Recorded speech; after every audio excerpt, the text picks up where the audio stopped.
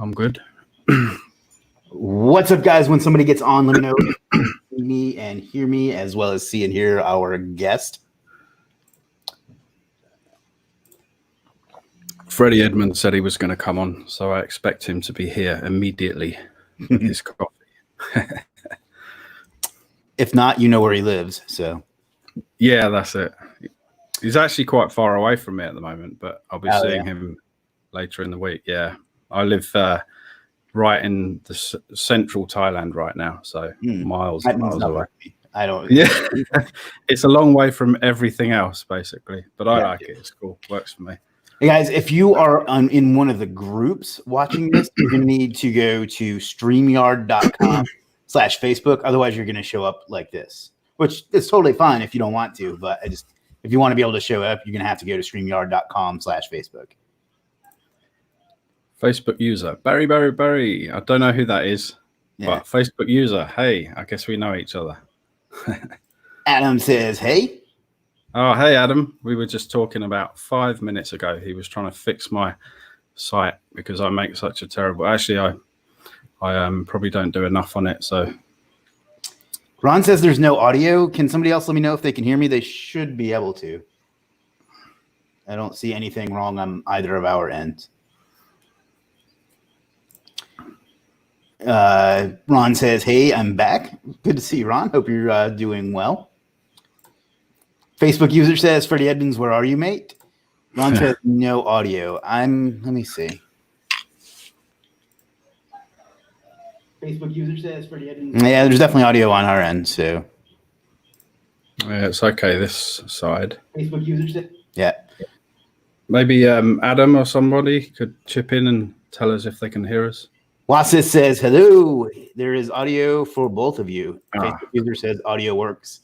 And again, if you don't want to show up as Facebook user, you're going to have to go to, and you're in one of the groups, you're going to have to go to streamyard.com/Facebook.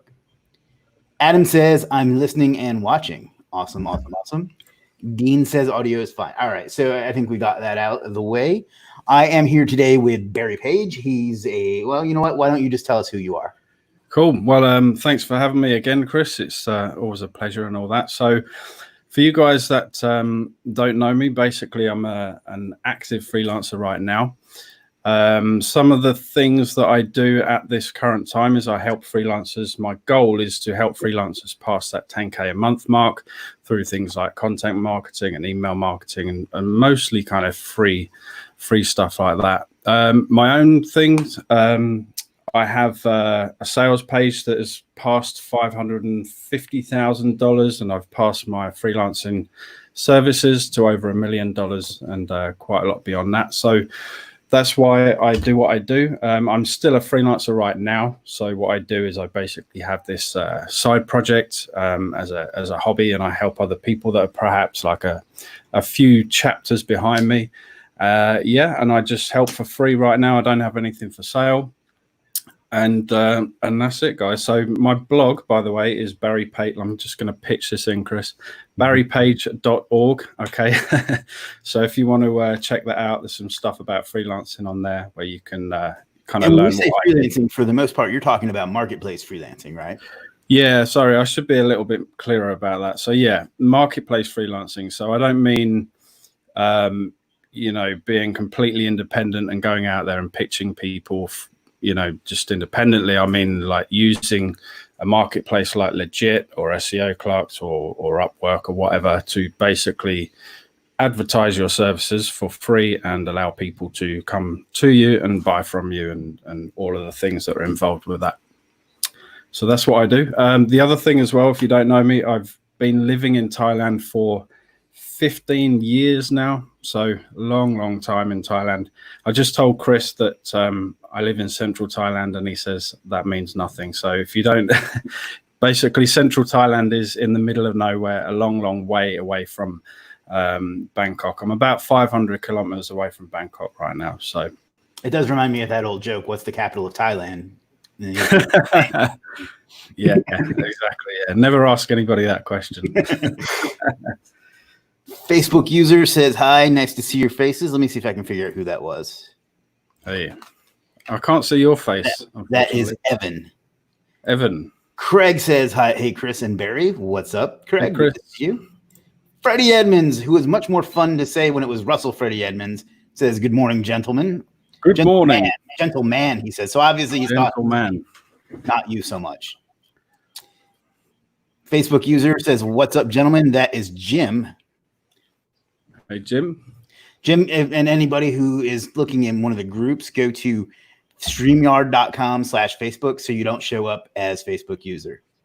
Jim says, I hate that joke. Makes me flinch every time. It should. Facebook user somebody says hi.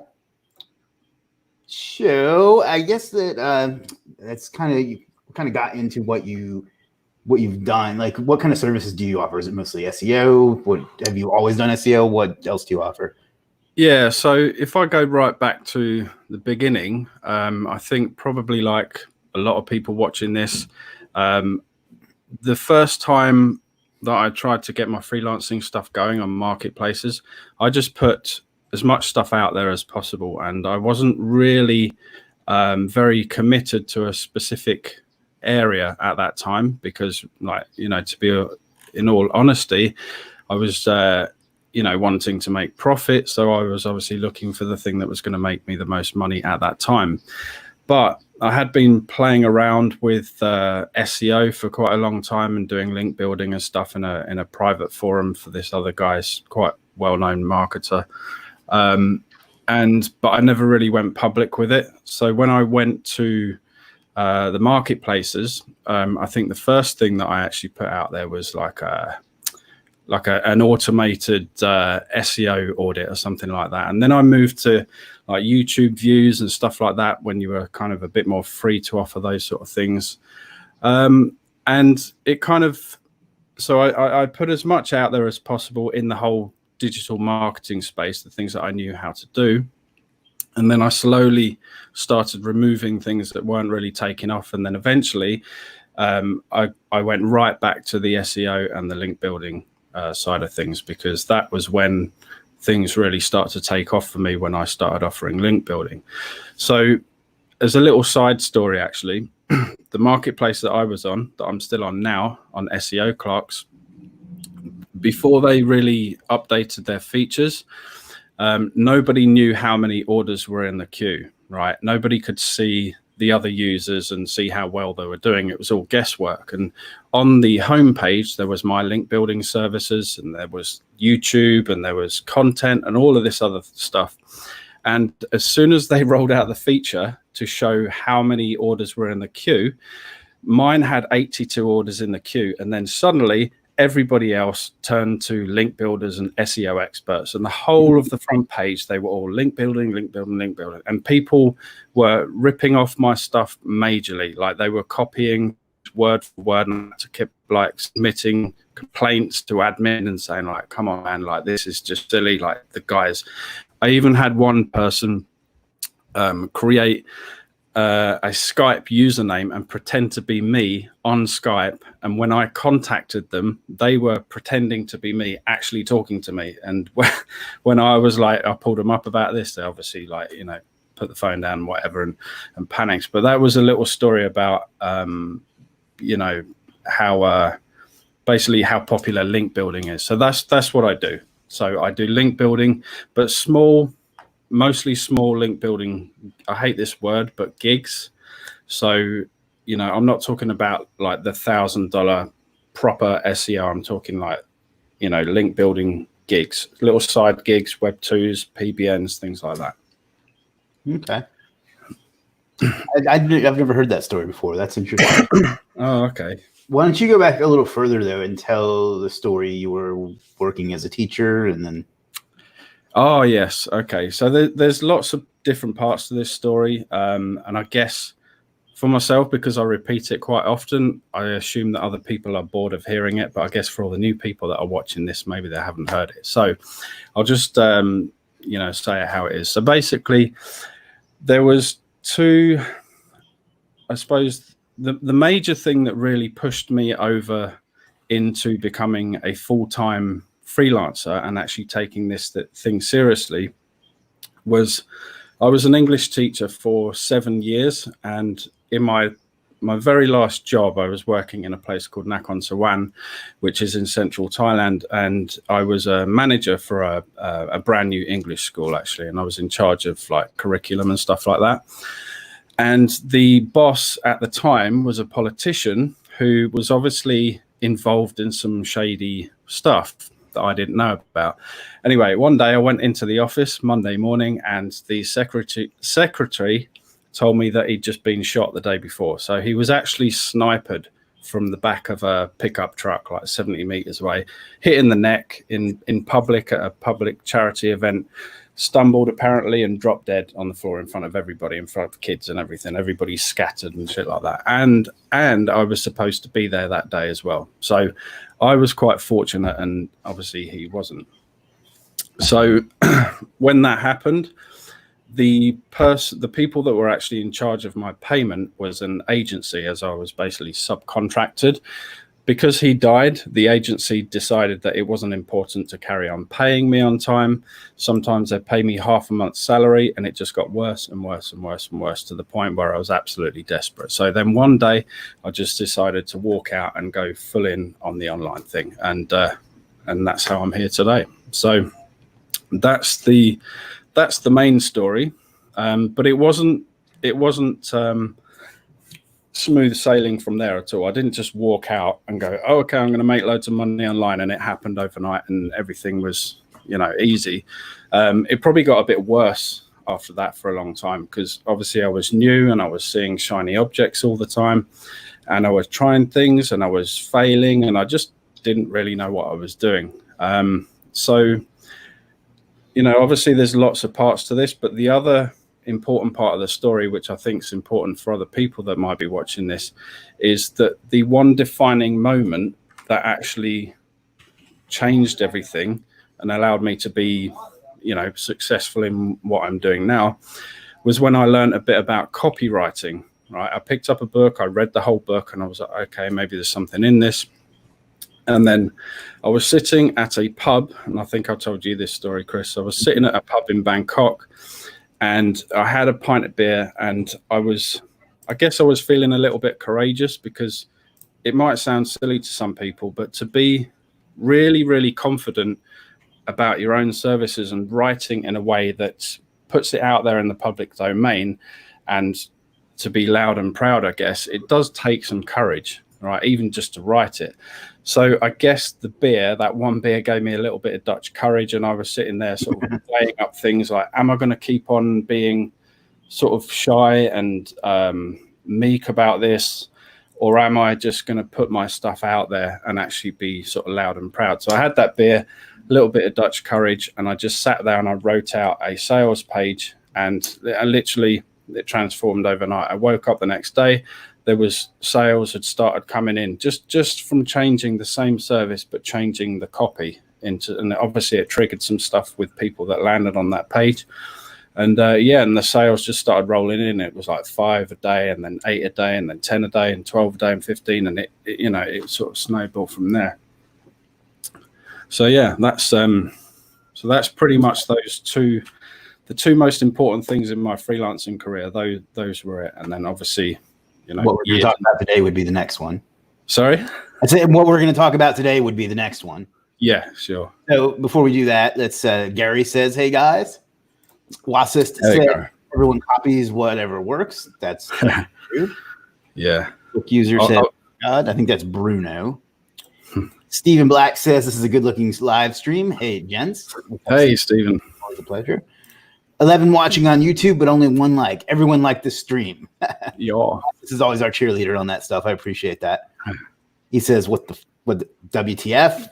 Talking about your story there. Freddie's the 3-pint rule. Yeah. Don't go over 3 pints, because then it's just a mess and you end up being too confident and going off on a tangent. For those of us in America, we would go by how many beers, because we don't use pints. Oh yeah. You drink those small bottles. Let's see. I'm trying to track down who is who here. Well, somebody says courage in sharing your writing. God, I know that one. What up, Chris and Barry? That's Anthony. Hey, Anthony. This is Evan. He says, interesting story. Don't have fear if they steal your stuff. Only fear when they stop when they steal your stuff means you're in good recipes. Yeah. That's actually funny that we'll get into the topic after this, but this morning, when I have, in the Superstar SEO group, there's about 60,000 people now. And like, of course, that means there's going to be spammers. And this morning there was somebody that did one of those. I have all these digital marketing courses, and it was Sam Ovens, Alex Becker, and everybody you've ever heard of. And one of mine was one of them too. And like, I was very flattered for once. So like, finally someone's stealing my stuff. Like, I've had certain sites, but this is the first time that I've been included with all the other ones that people are trying to do. So you know what? That's funny, because a few years back, I remember saying, probably to Freddie, actually, I remember saying to somebody that I hope one day I find my courses and material on torrent websites, because, so you've achieved that. That's good. Congratulations. Thank you. Rafiq says, hi, how are you? I'm doing well. How are you? Rafiq. Dean says, what were the services you changed the copy for? A link building service, very simple Web 2.0 foundation type link building service. But so it's exactly the same thing, the same price, but changed the wording and added. In a nutshell, what I did is I added a story to it, which changes everything. As Stephen Black knows, I've learned a lot from Stephen Black, by the way. You should follow him. Stories and things like that really, really sell well. Especially, people seem to, I think a lot of people forget that you can use stories to sell link building. You can sell stories to sell content. You can sell stories to sell, you can tell stories to sell web design. But what most people do is they will just write, I will. I know you hate this as well, Chris, when it starts with I will, because you know where they came from. Not only that, but it's just so like, it's unnecessary. Obviously, you will do whatever it is you're going to do. Yeah. That's the whole point. Like, you don't need to say that's true, actually. Yeah, it's unnecessary. And you don't go to Subway and they're like, I will make a sandwich for you. Like, why, Anyway. That's true, yeah. Yeah, so I think I'm always trying to hammer this point home with the people that I talk to is, if you add stories into what you're selling, you're going to sell more of them, obviously, if it's well structured and and thought out and stuff. But the people that just sell things as a straightforward commodity only struggle. And I've done this before as well, where I'll just maybe I'm being a bit lazy, and I will write guest post DA 40 plus and it would just be information. And that was it. And then it doesn't sell. But then if I change it to, like, for example, the 10-step questions that I shared in my blog a couple of weeks ago, if I use that, which is really easy. So anybody watching this, you can go to my blog, barrypage.org, and there's a 10-step download on there that you can use to create your sales copy. But basically, I can take the same service, use those 10 questions, which include like guarantees, when they're going to get the service, like who am I, why my stuff is unique and things like that. If I just use that for the same service, it sells well, way better. So, people sort of bouncing around this whole, like, I'm going to run Facebook ads and I'm going to do this and do that. The first thing you should do is really look at your copy, the copywriting. If you don't, if you ignore that, everything else is 10 times harder.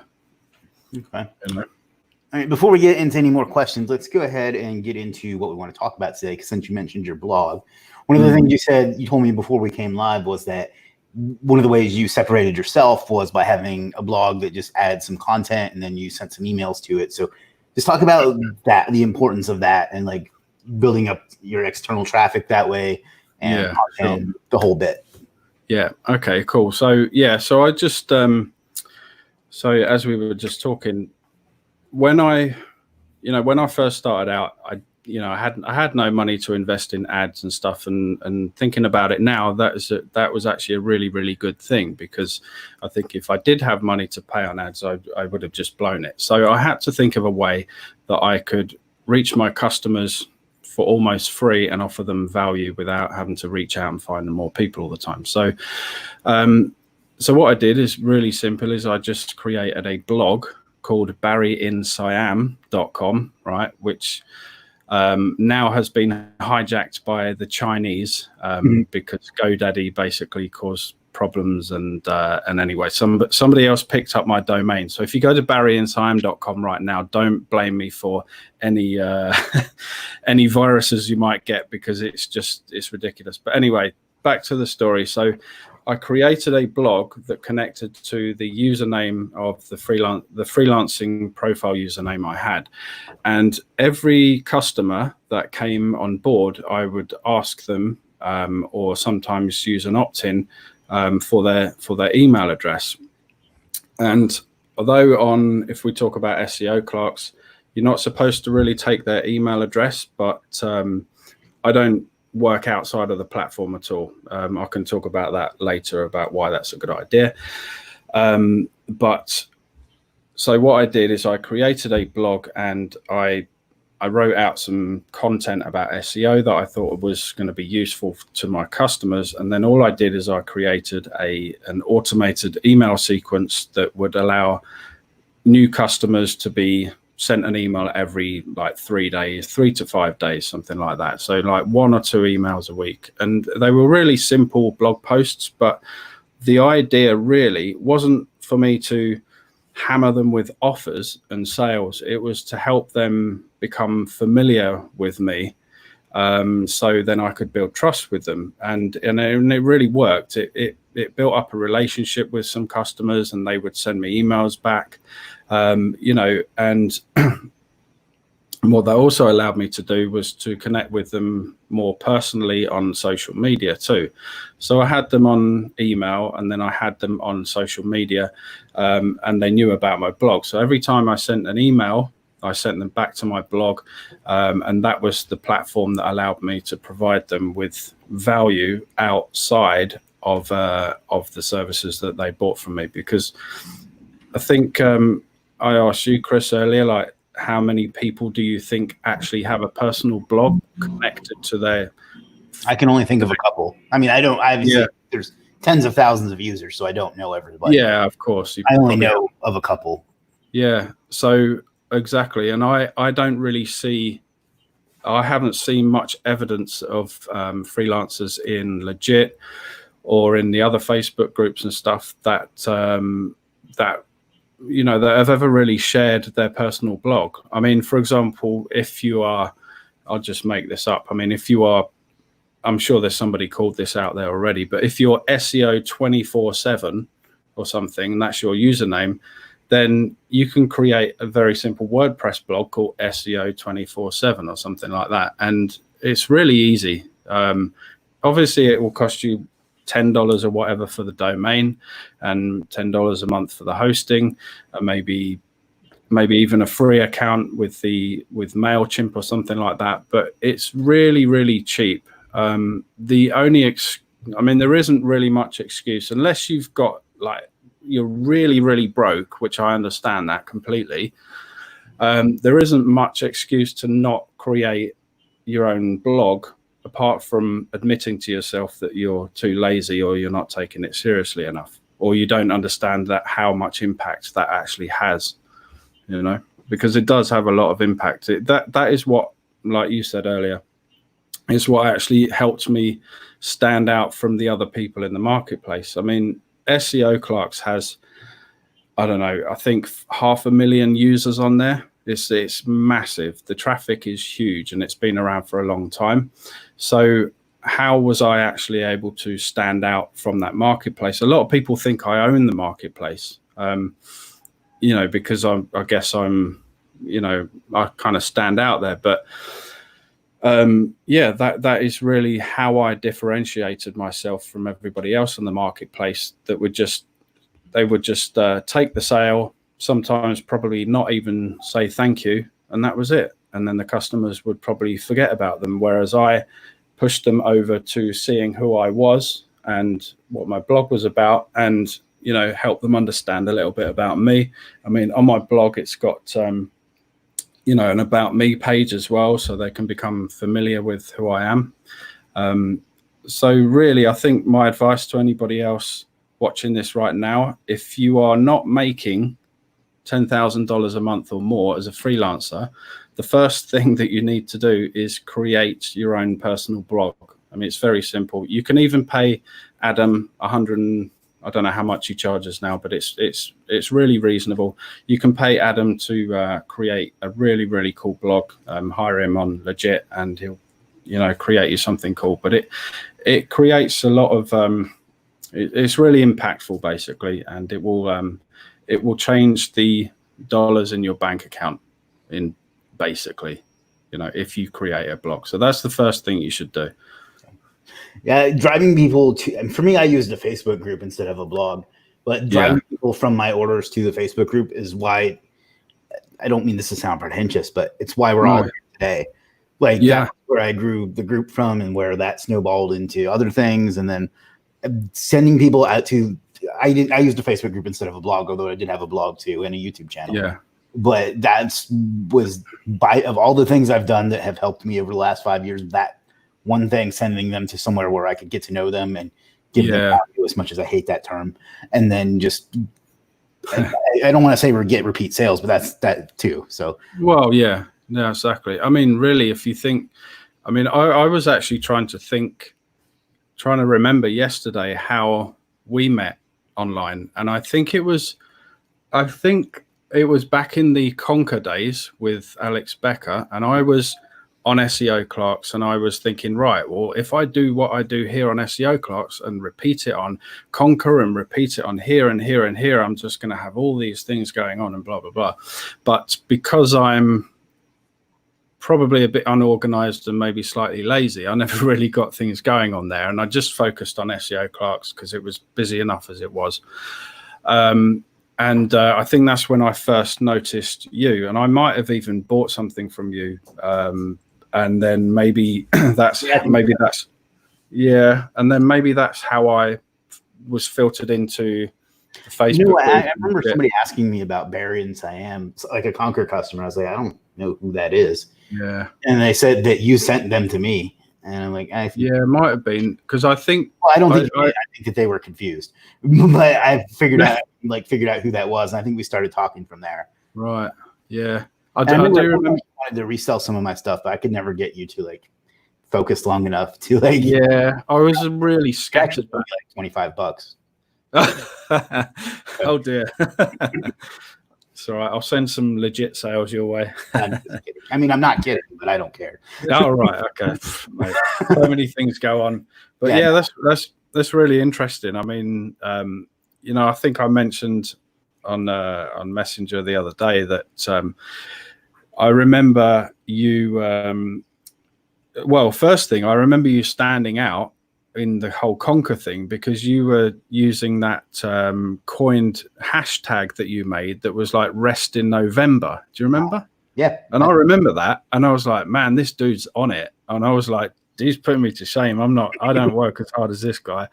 You know, but you know, and that's the thing. And I don't remember anybody else on Conquer. So it just shows you that just a few little things like that, even just a hashtag and showing how hard you're working. And then years later, here we are on a live stream talking about freelancing, and you've got Legiit, which is growing and all of that stuff. And then finally, I've got to a point where I'm happy with the direction I'm going. You know, I'm enjoying helping freelancers and stuff. And so it's interesting, man, because if you didn't do that, then you wouldn't have done Legiit, and then I wouldn't. Legiit is like a platform that allows me to provide my own education in a way that doesn't directly compete with myself, if you know what I mean. Mm-hmm. Because I think you've asked me before, like, why don't I offer stuff on Legiit? Well, I think it's against my own interests and other people's interests if I do that. Because if I start offering link building and then I'm teaching people how to sell link building and stuff, it could look like I'm either one, being self-promoting, you know, I'm promoting myself all the time and pretending that I'm helping and offering value. And then two, if I'm on Legiit and I'm trying to actually be successful on there, then you know, it doesn't really make sense, in all honesty, to tell my competitors about the best way that they can beat me. You know, so it makes no sense for me to be on Legiit as a seller. But what it does allow me to do is I still have my freelancing business on the other marketplace, and I can use everything that I still do now and transfer that knowledge over to especially new guys on Legiit and help them grow to their $10,000 a month more. So it's interesting to me how all these things connect. But yeah, back to the point, I guess. And I suppose the title of this live stream, you know, it was very simple. What helped me stand out and helped me get to levels of income that were ridiculous to me at that time, because I was on about $1,000 a month of hard teaching work in Thailand. It was hard. So my income grew to levels that I honestly didn't even think were possible at the time. So what actually happened, what the core reason behind that was the blog for me, so the one-page blog at the time, and connecting my emails to that blog and then sending emails out to my customers. And that's what made the difference. If I hadn't done that, I definitely wouldn't be here on this live stream talking to you right now, because I'd just be another freelancer earning a very mediocre, if anything, income. I mean, if it didn't earn enough income, I would have quit and gone and done something else, and I might still be teaching English, you know? Awesome. So let's take some questions. Whilst this says, Barry sounds like someone from a specific movie, but I can't think of right now. It was porn, and it sounds like that was him. It's the mustache, the porn tash. Gary says he's trying to pick my copywriting skills up. Definitely. Awesome. Keep working on it. Facebook user, I think this is Rafiq, says, yesterday I got my second order. I'm very thankful for such a great community, Chris. Thank you. That makes me very happy. We always love to hear those stories. I know you've been for a while, so I'm glad to see it happening for you. Vasco says, catching story, definitely. Do you remember the book you read on copywriting? I want to take my services to the next level, but I'm not sure where to create a captivating story on a sales page, or how to create a captivating story on a sales page. Yeah, so I've read loads of, you know, I don't pretend that I'm the best copywriter in the world, right? I know what I know, and I know what's worked for me, right? And I've read quite a lot of books, so I'm not going to sit here and say, like, you know, listen to me and blah, blah, blah. But what has worked for me is the first book that I ever really took seriously and followed properly and applied to pages was Ray Edmonds is the author, How to Write Copy That Sells, and it's got a blue cover. So there's a few other ones that have a similar name, but that's the one. It's got a blue cover and it's by Ray Edmonds. Ray Edwards. The other book that I would recommend that I read a lot later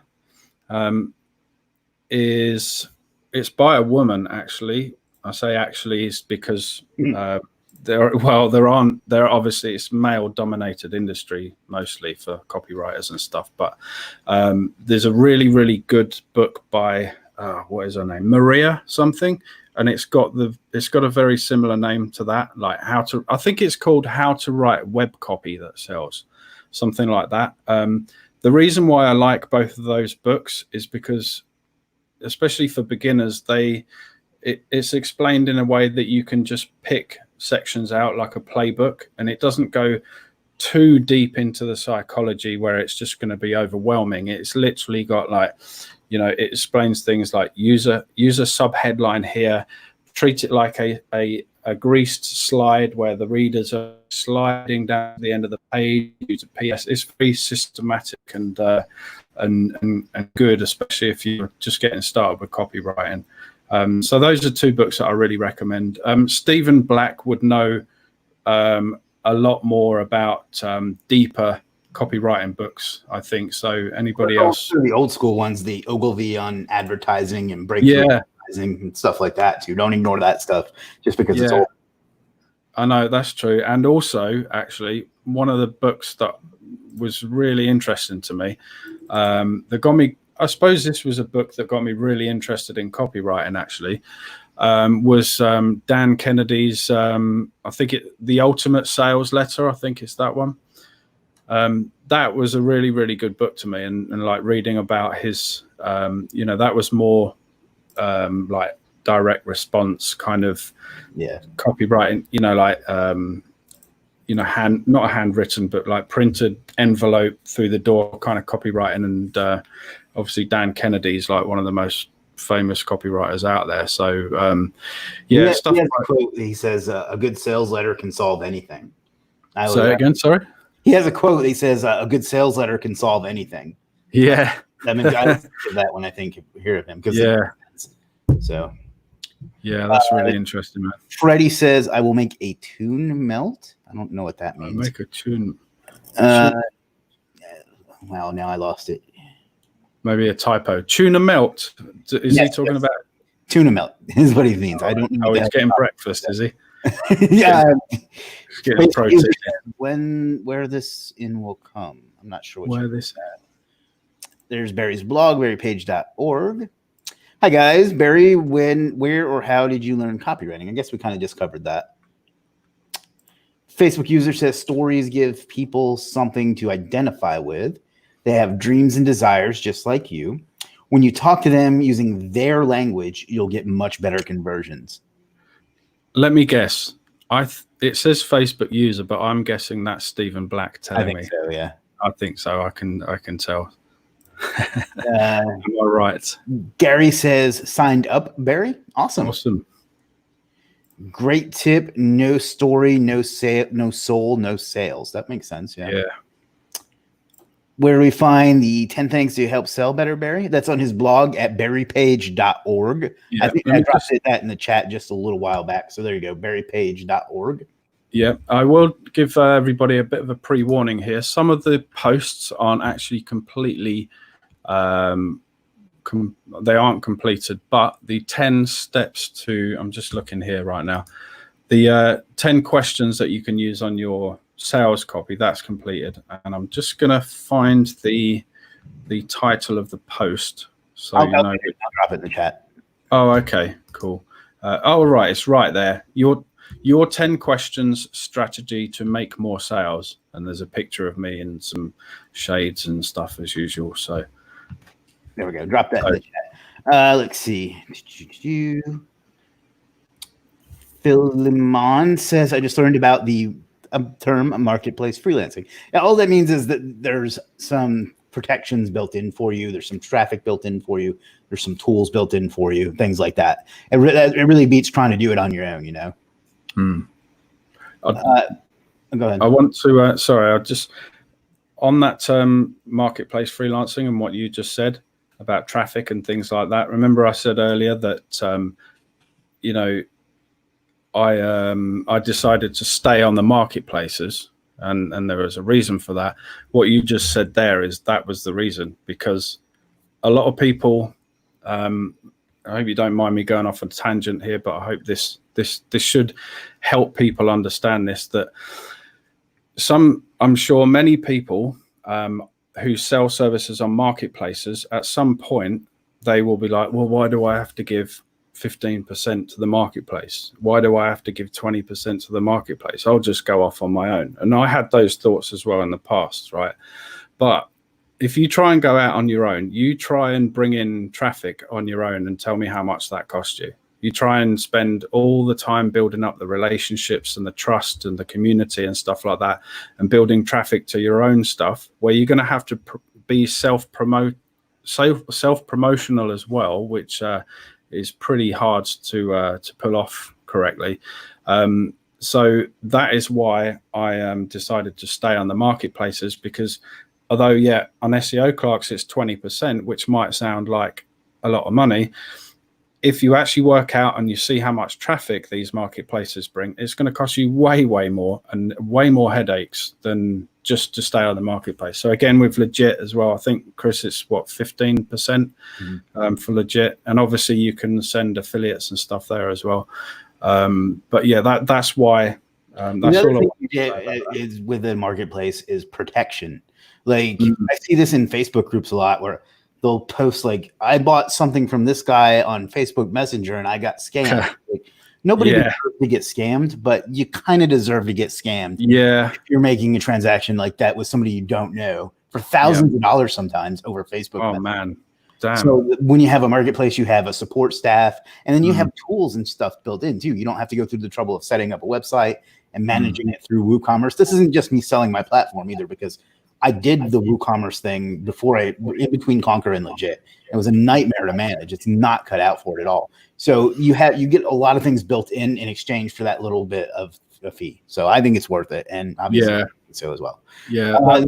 Next up is Facebook user. It says, yes, 3 content types are engagement, trust builders, and then offers. This man gets it. I'm not sure who that is, but that's a great comment. Steven. I know it is. Facebook user says something that I'm procrastinating. A blog, just do it. Get it done after while you're listening to us talk. Go ahead and build it.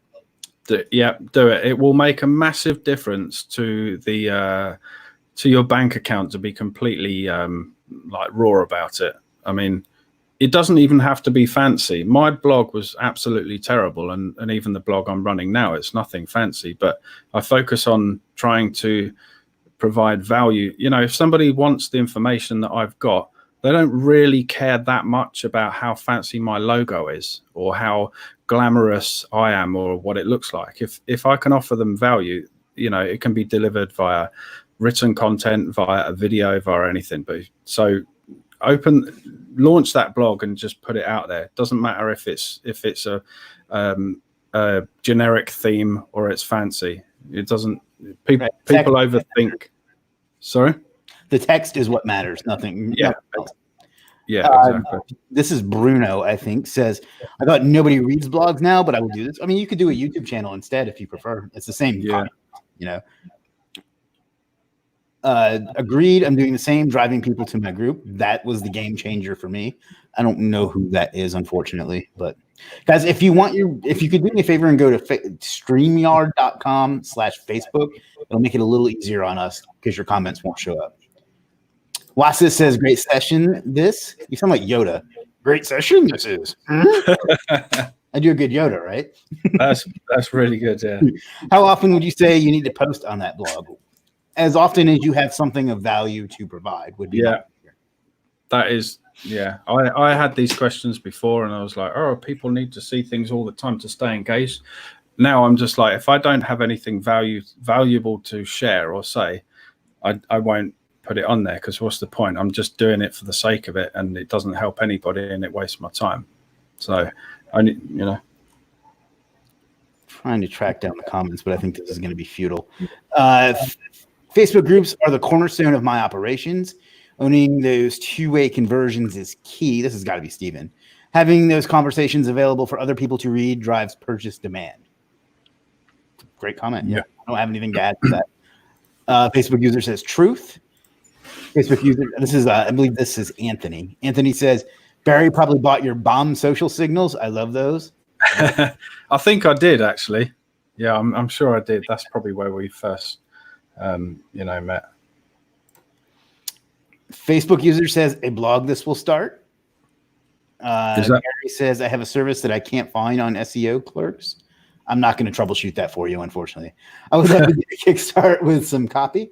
Yeah, check out some of those books. I dropped my affiliate links in the chat because I'm a marketer and I can't help myself. I'm sorry, go ahead. Or you could hire me if you want. I do offer copywriting services sometimes. Not at the moment.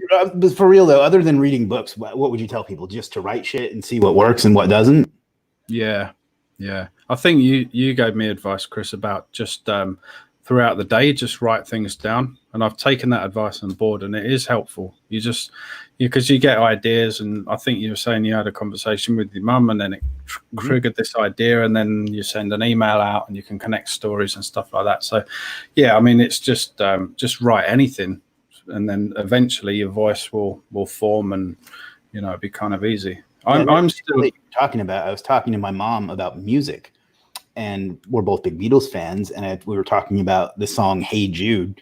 And how it's one of the biggest hits of all time, and 75% of the lyrics are na na na na, and that made me think that they figured out that simplicity worked, And then I tied that into a lesson about being simplistic in your business. But that completely unrelated conversation with my mom turned into a great piece of copywriting and content that I think was both very valuable, and it was very fun to write too. So that might be because I'm a nerd.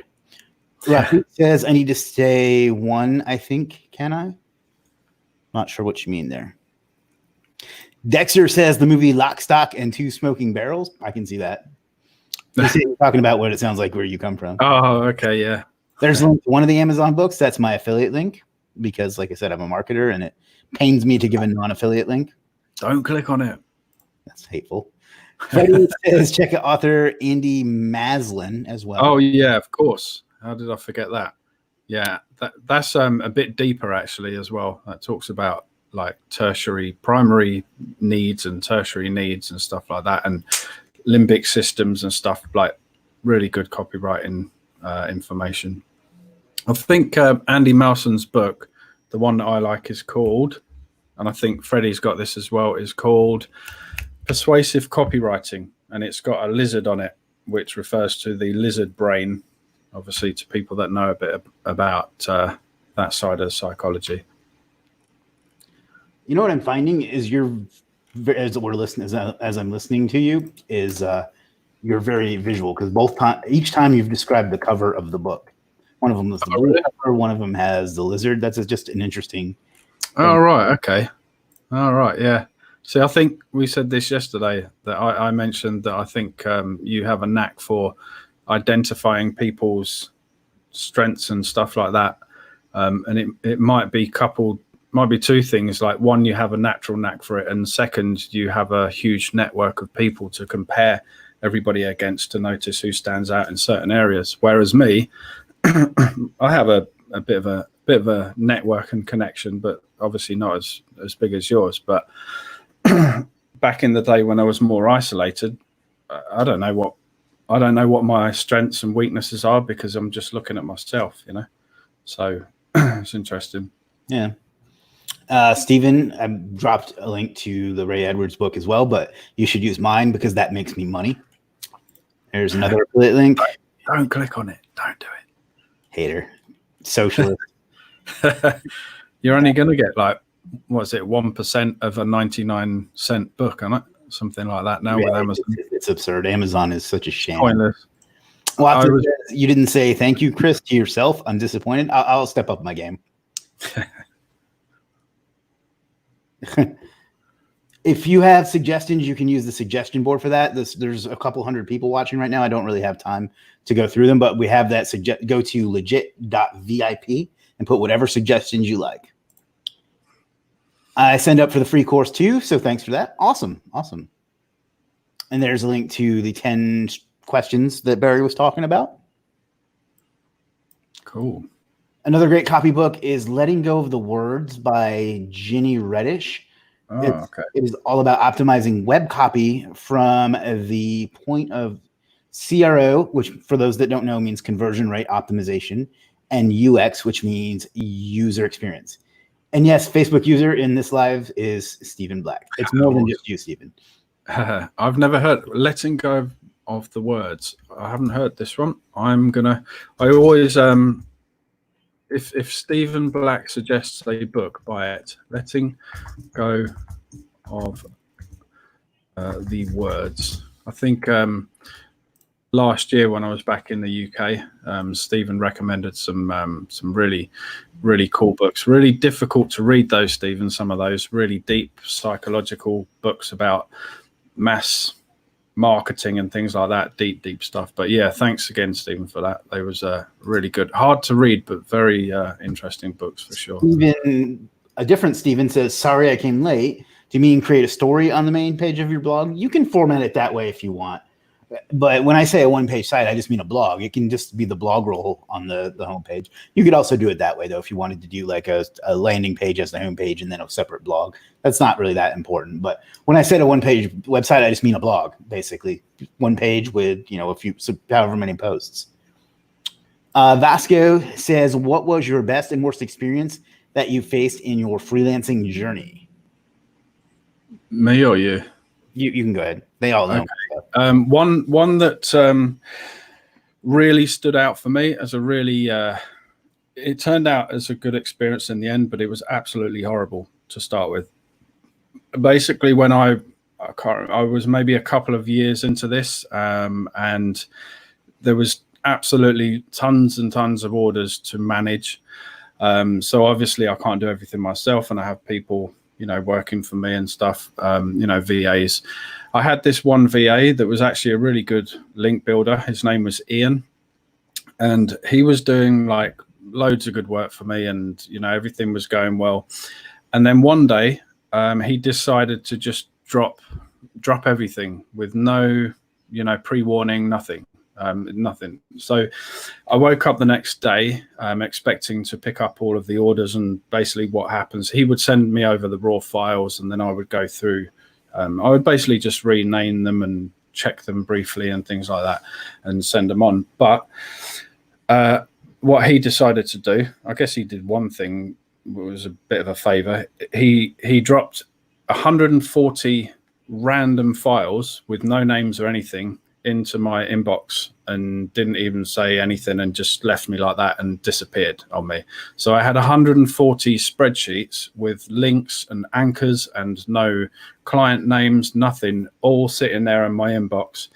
And the stress, like I couldn't even instruct anybody else to do this for me. It wouldn't have made sense to anybody else. By the time I would have explained to a VA, could you sort this out for me, it would have just been easier for me to do it in the first place. So I had, so basically out of those 140 different files, there was tons and tons of orders that were moving into late status. So I started getting customers complaining, and this was back in the day when it was, I wasn't completely stable. I was like, I wanted to be successful, and I wasn't really at that point yet. So it was really, really important for me to make it work. And I was panicking because I was thinking, if this doesn't work, I'm done. I'm back to teaching again. I can't let this fail. So it was just an overwhelming amount of work and confusion that was in front of me. So what I decided to do, it was like, do I just drop this right now and quit? And I was this close to deciding just to quit right there. I was like, oh, fuck this. I was like, I didn't mean to swear there. This might be a PG. Anyway, so yeah, I was like, okay, I'm done. I was this close to leaving. I was so stressed, but something kept me going because I was thinking, right, I don't want to go back to what I was doing before, so I've got to make this happen. I told my friend about it that night, a friend of mine called Adam, and he says, oh, I'll give you some stuff right, to keep you up all night. It wasn't cocaine, by the way. It was pre-workout. So he gave me this pre-workout, and I stayed up drinking pre-workout pretty much all night, going through these spreadsheets, like removing links, adding them to new spreadsheets, tabs, blah, blah, blah. And it was probably 8 to 10 hours of solid, angry, frustrating work before I could get somewhere with it. And then by the morning, I started to deliver all of the orders, and then like thousands of dollars started clearing, and it was like I was home dry. And it was like I went out, I drank about 20 beers probably, and I was, and that was it. And then from there, anything else didn't really stress me out that too much, because I was like, well, I got through that. So complaining customer here and there, or I've delivered the wrong report to a customer who's really angry, or a bad review, things like that don't really bother me anymore, because I got through that, and it's years and years ago now. So that was a bad experience. I, on the other hand, I have one person that manages all of it for me, and because he's fantastic. But I have envisioned that scenario. As a matter of fact, so had he, and he put together some training videos in we call, in case Georgie dies, in case we ever have to hand that off. In case, he's a young guy, he'll eventually want to do something else. But I've been very blessed in that way. But as recently as 2017. I was still doing everything myself as well. So yeah, stress, man. It's very stressful.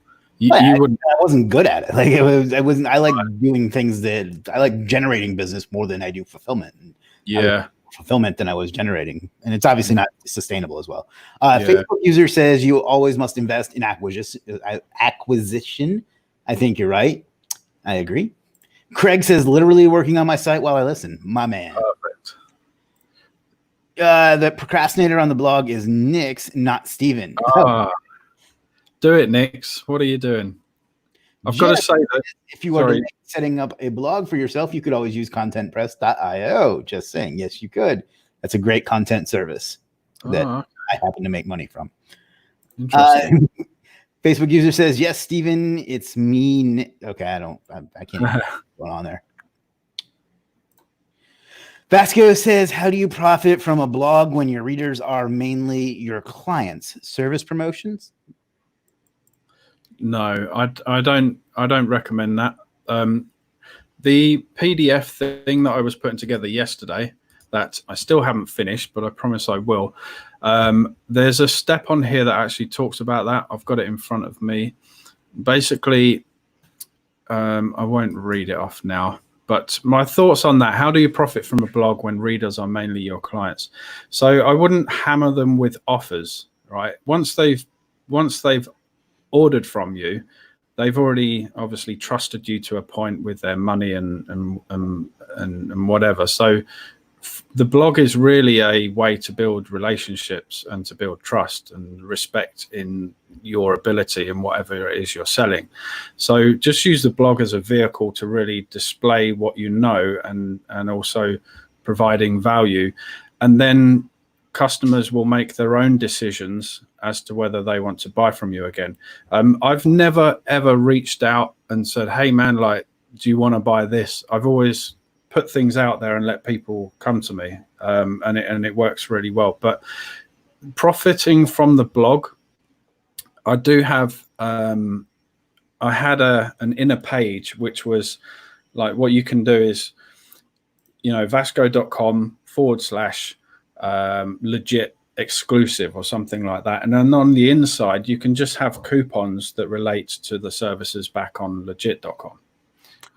So I had that, and I just made it obvious to my customers back then that the coupons existed on the website, but I never promoted them or pushed them or anything. I just made it was just prominent at the top, at the time, SEO clerks discounts at the top in a little navigation bar. You click on that and there it is, and then people were using the coupons. And also, if you've got coupons, and I think it's a psychological thing again. If you haven't said anything and they've found your coupons, they're more excited to use them because they're like, oh, I'm getting a bargain, because everybody loves bargains.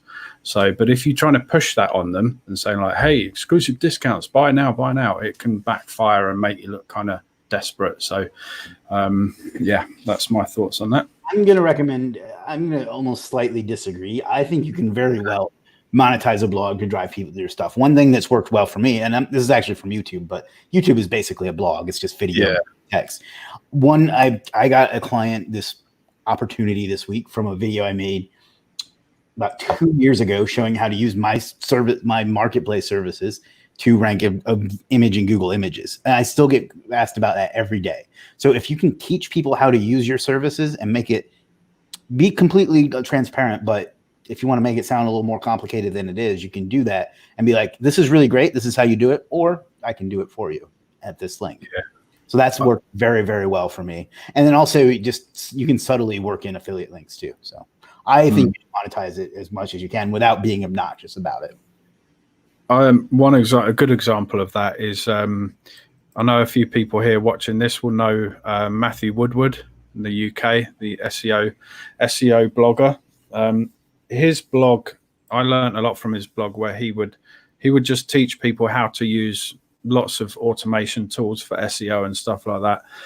And he was one of the first people that I saw that was completely open with absolutely everything, because everybody was all, SEO is all smoke and mirrors, and then you've got this guy that's showing you how to do everything down to like the smallest details. And it was a lot of effort, and I spent some time with Matthew Woodward in Bangkok a few years back, and he was telling me that he would. You're smiling because of the Bangkok thing.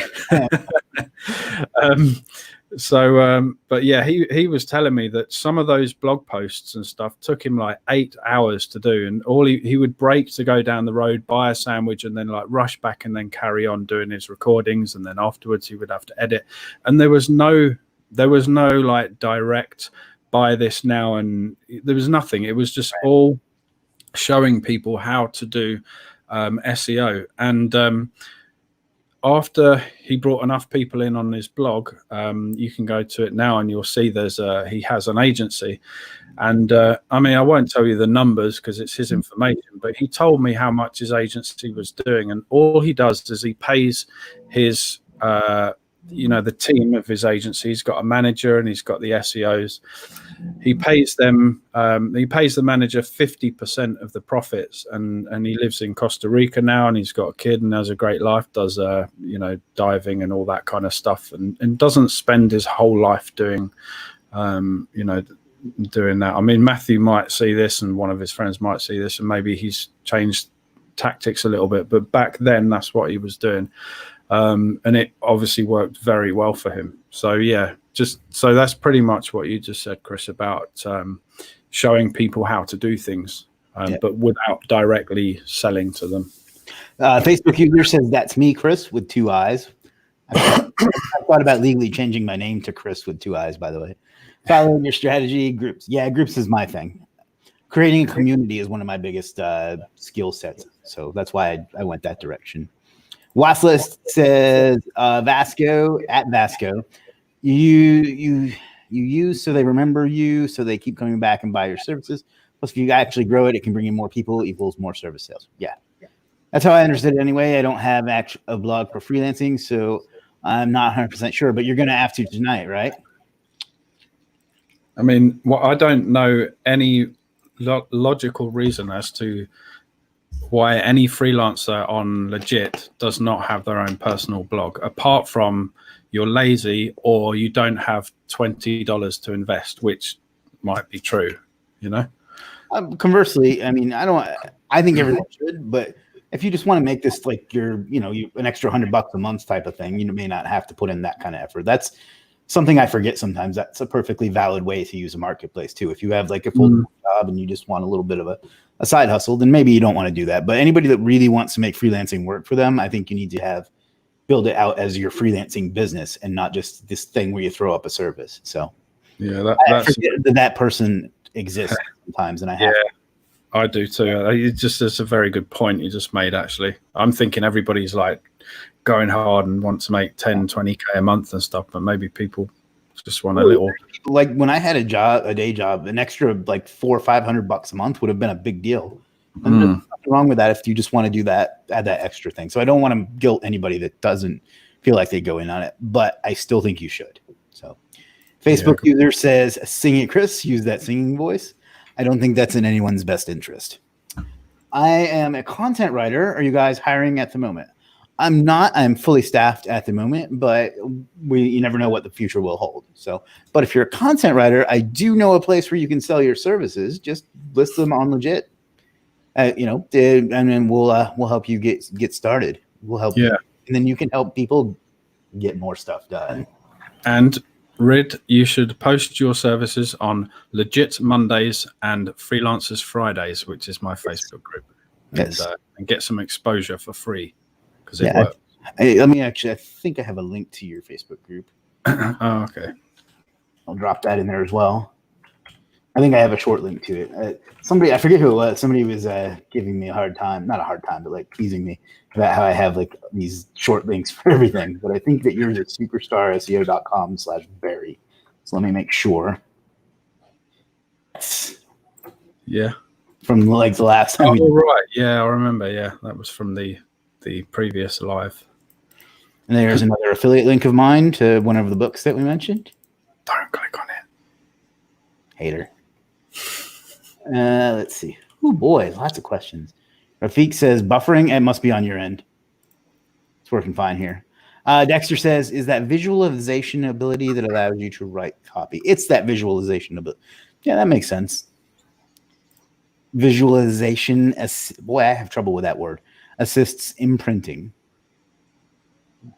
One thing that I'd like to just throw in there about the whole visualization thing is, copywriting. Again, a lot of people think it's just copy, writing words and things like that. But if you look at the sales page, my main sales page that's done like $550 something thousand or whatever, it's mostly, not mostly, but largely image based, right? So they can scroll down it and they'll see, pictures of me and my girlfriend on the balcony at our condo down near the beach, and then there'll be a picture of me diving and all this I know it sounds cliche and stuff, but it's important to use images as well, not just writing things, to keep people entertained actually a lot of the time. Also, name his book is Right to Sell, The Ultimate Guide to Great Copywriting. If anybody can I assume that means be bothered and not be as bothered, to check out a book called How to Copy and Pay. I have no idea what you're talking about, Freddie. No offense. I read it a couple times and I'm not picking up and just putting down. Derek says Derek came out recently. That's magic. The 16-word sales letter. Get it? Yes. I've seen that floating around on Amazon. I think I've got it in my cart actually. I never bought it. I've got loads of books that I've bought that I still haven't actually read. So, but I will definitely pick that up. Derek's a great copywriter for anybody watching this, so you should listen to him too. Gary said, when I said I have a service I can't find in SEO clerks, I meant that no one seems to be offering this service. Oh, okay. Oh, right. I apologize for being a smart ass about that. Gary, what is the service, if you don't mind me asking? I mean, I'm assuming you're okay with it being public because you want people to buy it. Maybe we know somebody that does it. And if not, someone that does. Adam says, I really want to know where this guy disappeared. I don't know what that means. Thank baby Jesus for pre-workout. What the hell are you talking about? Oh, well, I know. He's talking about that time, when I said like I was a half hour ago. Yeah. Yeah. I'm just ball busting, but Nick says he's been telling this story forever. Well, it's a good story, so hear it again. Yeah, well, that's the thing, though. I assume your origin story. Well, that's the thing. New people come on, so I have to tell the same story again. Yeah, and like I said, it's a good story, so hear it again. Yes. Wastis says I used to drink pre-workout every day instead of coffee. Wow, we must have a lot of questions because that was quite a while ago, that story.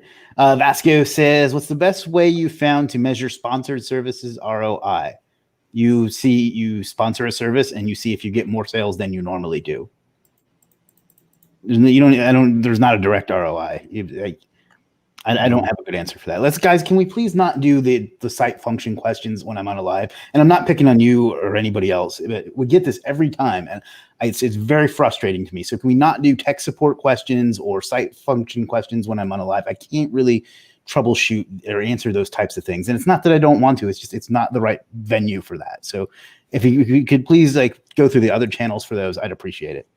I don't want to come off as an asshole and ignore a question, but I also can't really answer a question like that when we're doing a live stream. So I apologize and I skipped over one earlier as well, who was suggesting a category I should add. So let's just, and it's not, again, I'm not picking on anybody, but this is not the time and place for it. So let's do those in the time and place, if you don't mind me. One thing that I'd like to sort of, bring back to the topic of this whole thing, really, the content marketing. Really simple content marketing, aside from creating your own blog. An even easier thing that you can do, which I think last week there was a really good example of this, is you can just create a very simple little story and post that onto Facebook to promote your services. I actually was so impressed with this little story. Do you remember? It was the one about Kyle.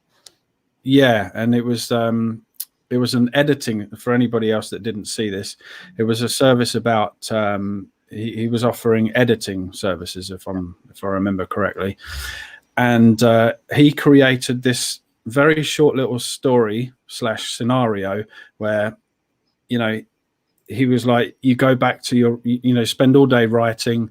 It might not have been just like exactly like this, but the story was along the lines of, you're sitting there really frustrated with your writing. You go back, you're happy, you go back again.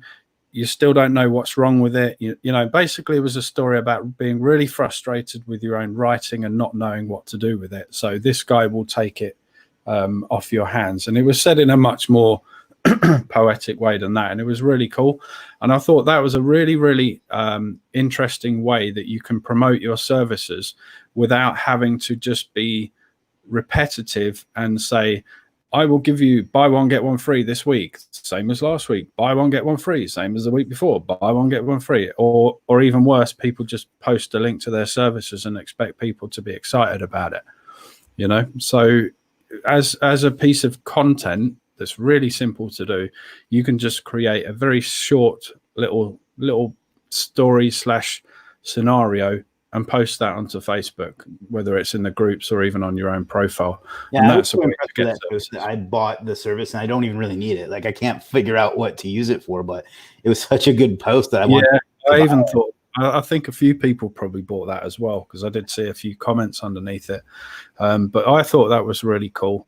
The other bit of content that you can use, free pieces of content, which obviously they're free in terms of dollars, but you know, will take your time, as I've noticed people are starting to put more videos out there, short little videos introducing their services, or again, a little scenario. Nix is doing short videos that I've noticed him posting into my group every Friday to promote his services. Randy as well, for his press release services, he did one. I haven't actually watched the whole video yet. And other people are starting to sort of pick up on that thing. So that's another vehicle that you can use to promote your services, is just create a video and post that on Facebook. I mean, you did that yesterday, Chris, I think, with the you know, when you were at home, I think it was. The Profit Academy. And you just recorded on your... I wanted to talk about, and to be perfectly honest, the motivation behind that was I didn't feel like getting out the laptop and typing it out. That's fine. Yeah, well, I think that's a good thing, really, because it means you can still deliver the content in however is convenient for you. I'm a fan of that. If just deliver it in the easiest way possible. If the topic is important, don't worry about creating this massive, fancy, long-winded blog post. Just get on a video. It doesn't matter if it's bad lighting or anything. Just get it out there. Yeah. What's that expression? Perfect is the enemy of progress. What's that? So I think that expression is perfect is the enemy of progress. I'm not good with cliches, but I think that's what it is.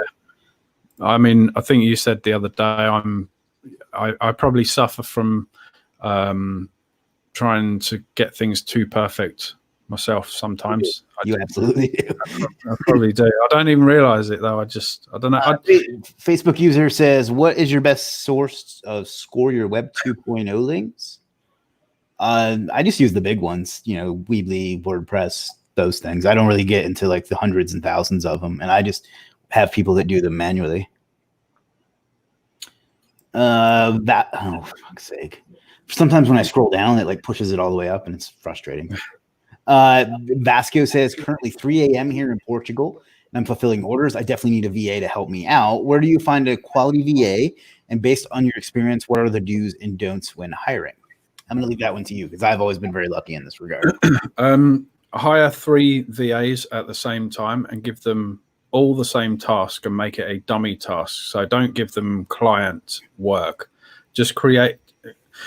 It will obviously cost you money, and it will obviously, there will be no profit in it because it's a dummy service, but it's more of an investment. And when you hire 3 people at the same time, say, for example, you just go to Upwork, you put a job out there on Upwork and you get people applying, choose 3 people, give them the same task all at the same time, and then measure them on whatever your measurements are, basically. So it could be, how fast did they deliver? How was their communication? How is their presentation? Whether they've created reports for you, and just go through each person as meticulously as you can, and then just make a quick decision. You're never going to find out who the perfect person is, but that's the way that I've done this in the past, that at least qualifies them on the front, on the first gate and whatever, because you might find that they're really good in the beginning and then they lose steam 2 weeks down the line. Or you might find somebody that's not so good in one area, maybe their quality is not so good, but they're really, really consistent, so it just depends what you're looking for. If you've got tons of orders coming in that are more on the lower end of the SEO scale, so maybe like lots of Web 2.0 type things, it's probably best to find somebody that's really consistent. But if you've got high-end SEO stuff like outreach guest post where they have to filter through the sites and talk to prospects and things like that, then you just want somebody that's sort of more data-driven and stuff like that. So right. Facebook user says stop rubbing it in, Barry. I don't remember what that's about, but Craig says I just found that group. Pretty excited. Awesome. This is the link to Barry's group. It's superstarseo.com/Barry. Cool. That's easier than trying to type out a whole Facebook URL. Yeah. You know what? Somebody gave me some crap about the name of my Facebook group once, which is a bit ridiculous, but I like it. It's the Freelancers Templar, right? Which is obviously, we know it's referring to the Knights Templar and all that kind of stuff. But the guy that said, there was a guy that said strange name for a Facebook group. And you know what his actual name was? Mo Abs. I was going to make some reference to like 6-pack abs and stuff like that, but I just deleted him. But everyone has an opinion. I was actually, I was laughing a few minutes ago. I was looking at one of the ads we have running for Legiit, and these guys have been like arguing back and forth on my ad for like about something not even related to the ad for like 10 minutes now, and like over the course of a day. And I'm just thankful to them for lowering my ad costs by giving better engagement. So Gary says, Rid, I might be interested. Well, there you go, Rid. I believe this is Alex. Alex says, hey, I'm interested. This is Evan. I'm interested in some copywriting for new software projects. I will look Legiit up. Awesome. Welcome aboard. Steven, who now is actually showing up, said, learning the art of social listening will help you better understand what it is your target audience is really looking for. This will help you get much better angles for your copywriting. That's a great point. Definitely, man. Yeah, I've learned a bit from about social listening from Stephen's blog, actually. I don't know if you saw, Stephen, but I shared in one of my posts, not one of my posts, one of my blog posts, actually, I did share a link to your, I think it's 26 different content types that you can use. So anyway, sort of off topic a little bit, but yeah, so there was some stuff about social listening in that as well. So very good stuff, man. Gary says, I create level 10 Google local guide accounts. Definitely people that will buy that. I think we only have a couple of those people selling that. So definitely people. Oh, that was the service that he couldn't find anywhere else on SEO Clerks. Is that right? Well, I know that we have them on Legiit. So it's a different type of marketplace. To be honest, I'm not trying to sort of suck up to you or anything, but Legiit is definitely a higher quality marketplace in terms of what you can pick up and stuff.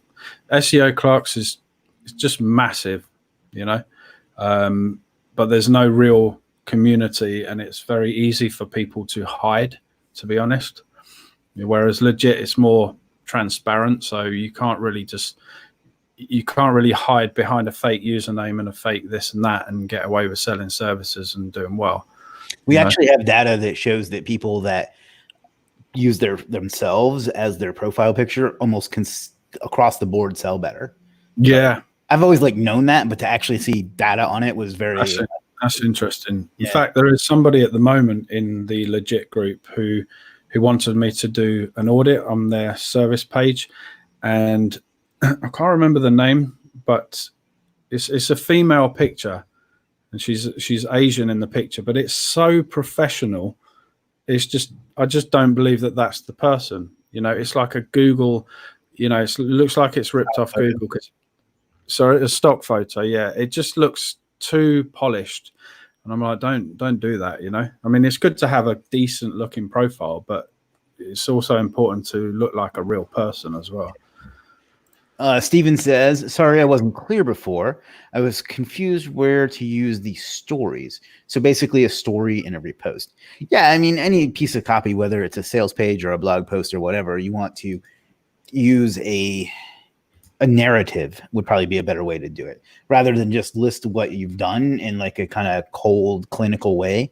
You want to connect with people in an emotional way and tell a story. I do even do that on my sales pages, and I know that Barry does as well. And I think this is a question from a while ago, so I'm not 100% sure what he's referring to, but I think that's what it means. So yeah, I think also it's important as well is not to just do the same thing every single time and just be a complete pitch fest on Facebook, you know, like balance it out, maybe do 30%, you know, normal personal post, and then 30% might be, you know, a story relating to your services, and then 30% might be a current event or something like that. But we all see these people that just do these pitch fests, and especially like ClickFunnels Facebook groups where they have these long, like it hit me like a, you know, like a wave. And like that dude that I showed you the other day that I like called out, and then he made a post about me. Yeah. That guy's a fucking nightmare. He's a part of my language now. But I left the consulting community group because of that idiot. Oh, it's just, I hate to use that term. I apologize if that offended anybody, but he just put these ridiculous, like these pictures of himself. Yeah, I saw him. And then I was like, you know, that this is just, we all know that you're just trying to sell people, right? And we went back and forth. And then the next day he made a post pouting about how I hurt his feelings and like he crossed my name out. But it was just, people hate that crap.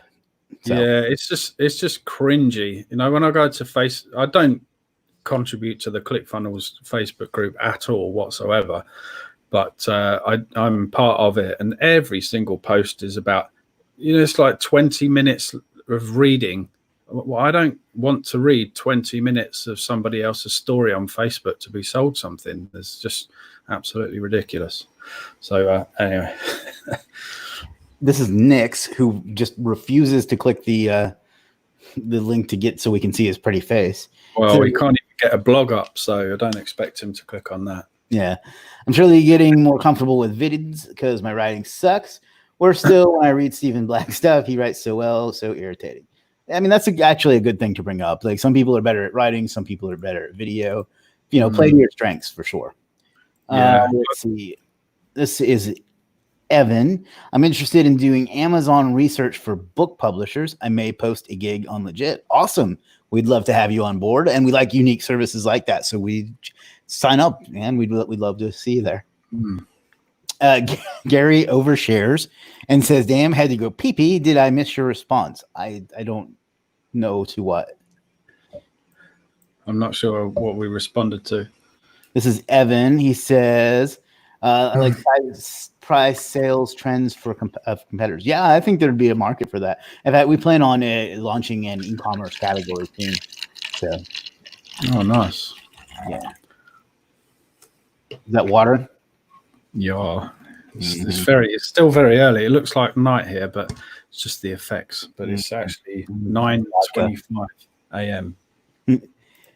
Barry, or Facebook user, I think that's Nix again, says low blow. Well, he's not wrong. No, that's it. I'm just trying to. I will say though, Nix, I have noticed that you're doing those videos, which is really cool. My own experience with videos, Freddie will know this. I'm even now, I get pretty nervous on video, to be honest. I just I ramble and I never get to the point, and I do about 100 retakes until I'm not even happy. I'm just so frustrated that I just put it out there anyway.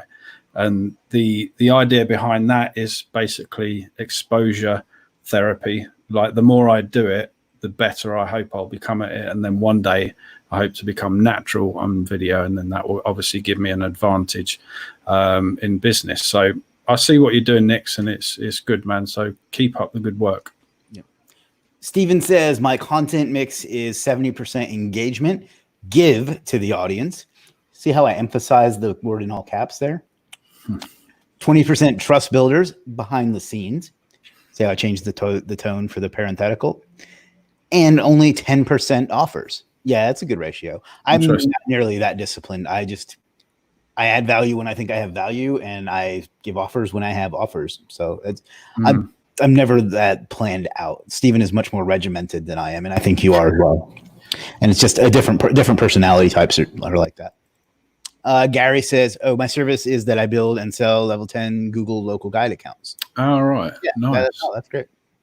That's a good service. I like it. Yeah, there's definitely a market for that on Legiit. I bought one a while back. Oops. Vasco says, "Why did you choose to move to Thailand? What does a day in the life look like over there?" Ooh, that's a good question. I was 22 when I moved over here. So, I was obviously still pretty young. I was working I was a mechanic, and I was a qualified mechanic, or they like to call them technicians to make themselves sound, super smart and stuff in England. And to be honest, it's actually a really hard job, very complicated now. But so I basically hated my career direction. I could not stand the thought of spending the next 40 years in the same workshop and walking away at 70 years old with a gold watch and saying thank you for your time, and then dying 5 years later. So I decided to do something pretty radical, I suppose, or whatever, and just I came to Thailand. The reason I came to Thailand, my dad is a refrigeration engineer, and he's pretty he's pretty like world level engineer in that industry, and he was hired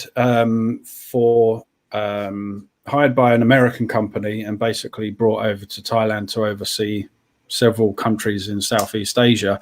And then he invited me over here for a holiday, and that's how it started. And then I was like, okay, I like that place. Went back to England, still hated my job, and then just made a decision and just planned out, and that was it. And I just did the first thing that I could see that was going to bring me some money in over here, which was teaching English. So that's exactly what I did. I came to Thailand. I trained as an English teacher for a whole month, and got my TEFL certificate, and started teaching in a primary school initially.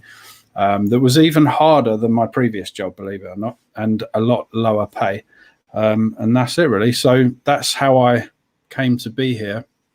A day in Thailand. What does a day in a life look like over there? Well, obviously it's different for a lot of people, and how it was for me back then compared to now is also very different. But it really depends. One thing that makes a huge difference to your lifestyle in Thailand is it might sound obvious, but it's money. So the reason why I say that is, in England, you can be a multi-millionaire and you will still be sitting in the same pub drinking beer next to somebody that earns minimum wage. Everybody mixes with everybody. But if you earn anything over a decent salary in Thailand, you have access to better places, better drinks, better restaurants, better people.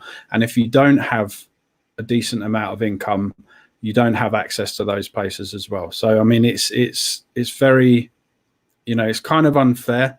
But a day in the life for me now is I pretty much spend an hour maybe looking at my freelancing business, and then the rest of the day I'll go to Starbucks, read some stuff, maybe do some content stuff, and drive around with my girlfriend. And obviously the Corona thing kicked in, so that kind of slowed everything down. But that's all kind of coming to a close here now. So next week we're going to get in the car, drive down to the coast, and spend a couple of weeks there. That's it, really. So yeah. Coincidence. I drive around with your girlfriend every day too. Do you mean you just follow her on Facebook? It's not the same. Somebody says use a teleprompter. Yeah, I suppose you could do that. That would not work for me. I don't do well with preparation at all. And maybe I don't know, but maybe it comes off like I'm well prepared on my videos or in these live streams, but I literally never have any clue what I'm going to say going into any of them. And I work better when I'm off the cuff. So I tried a teleprompter before, actually. It did make my communication concise, but I looked really, really unnatural when I was talking. The speed was the same. Yeah, the speed was the same. There was no emotion in it, and you could see my eyes looking underneath the camera and stuff. It was just weird. Yeah, I would end up doing the same thing. It would come off like me reading like this if I did that. I know I'd like turn my head with it in the whole bit. So Steven says, thanks, Steven. Facebook user says, good session. Got to go. Have fun, guys. Nix, who finally figured out how to click that link, says, Barry, use a teleprompter when doing vids. That helped me a lot. Again, I think that's a person-to-person thing. And we're not going to get political, but President Obama was well known for speaking off the cuff sometimes and being able to do it smoothly. Other people, he's someone that I look to when I think of public speaking, because, whatever you think, he was very skilled at that. But other people, they can't think on their feet like that, but they can read something and say it in a convincing way. So it just depends on the individual skill set, I believe. Facebook user says, so happy for you. Well, thank you. I'm not sure what that's in reference to, but it's a nice sentiment. That is. Mig says, yo to Legiit, 100, 100, 100. Thank you, Mig. Always great to hear that. And I think that's the end of the questions. And we've been here for 90 minutes now. So wow, it's almost 11. It's 10:30. It's getting near my bedtime. We'll read a couple more questions. Evan says, true, more money buys freedom and choices. Trust gets more of that money when you have some of it stacked. Definitely. Whoever said that money can't buy happiness probably never had money, because I mean, it alone is not enough, but I don't think that I'm going to get off on a tangent myself here now. I think that there is a correlation to money and happiness. And that is, you have to have, everyone has certain things that they want and desire. And in most societies in the world, you have to have money to get things. So you have to have enough money to meet those desires in order to be happy. So definitely, totally agree.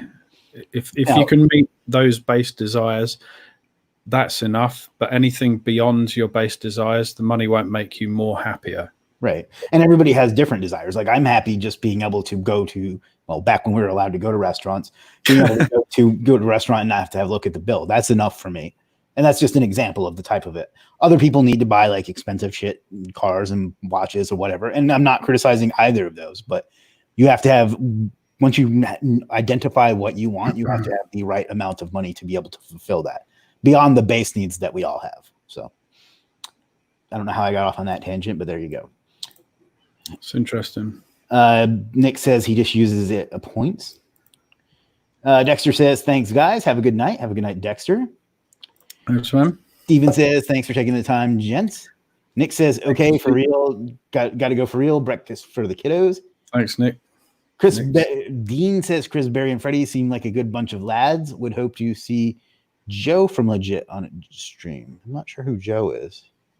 I have to find out who Joe is, but yeah, cool, man. I'm sure I'm just being dumb, but maybe mean Jim, because Jim's been on a stream and he'll probably be on another one next Friday. But yeah, whoever Joe is, I'll figure it out and we'll get him on too. But thank you. Two out of those three people are good, and Barry's not that bad either. So, Heavy blow. I think this is probably a good point to wrap it up, because I'm going to be honest. Oh, Cozio. Jeff is the name you're looking for there. Oh, yeah. Okay. Yeah. I think this is a good point to wrap it up, because I'm not going to lie, I want to go home. So anything else you'd like to add or plug or say? Yeah, so I just I say yes. I'll try and think of it. But basically, the main reason why what I wanted to share here today really was, for the freelancers out there that want to hit that $10,000 a month, assuming that, you do want to do well as a freelancer. So I'm talking to you guys that want to do $10,000 a month or more. The steps that you really should take is, one, definitely have a personal blog of some sort. Collect your customers' emails and start communicating with them. And third, build a relationship using that content. All right. And the content doesn't have to be super complicated. It can be a very short little story. It can be something that you found valuable. It can be a tool that you've used. Or if you're, if you're feeling really brave, you can do a demonstration video of how to do what it is that you offer, as we were talking about earlier. So if it's link building, you can do a link building demonstration, things like that. Basically, you know, if you don't have a blog and if you don't have any external way to offer value to your customers, it's going to be really difficult to hit $10,000 a month just with services alone. Awesome. You can follow Barry at his group, which you can find at superstarseo.com/Barry, or you can visit his blog. You should do both at barrypage.org. Got a few people saying this was a great stream. Gary, I don't really have the answer to that for you. 9 out of 10 people that say they have money to buy happiness use this as an excuse not to get what they want. I would agree with that. Thanks for giving your time. Thank you, Evan. We appreciate you showing up. Craig says, have a good night, guys. Thanks for taking the time. Wastis says, brilliant stream. Thanks, Barry and Chris. Thank you. And there's the link to Barry's service. So, all right, guys, this has been wonderful. Appreciate you taking the time to come on. I know it's early over there, and I'm sure you have things to do. So thank you for carving out a couple of hours to hang out with us. We'll do this again sometime. Guys, visit, you can always check me out on YouTube, Facebook, wherever. And most of all, figure out what you want out of life and go out and get it, because you owe it to yourself and you owe it to the world. I'll see you again soon, guys. Take care. Thanks, Chris. Thanks, guys.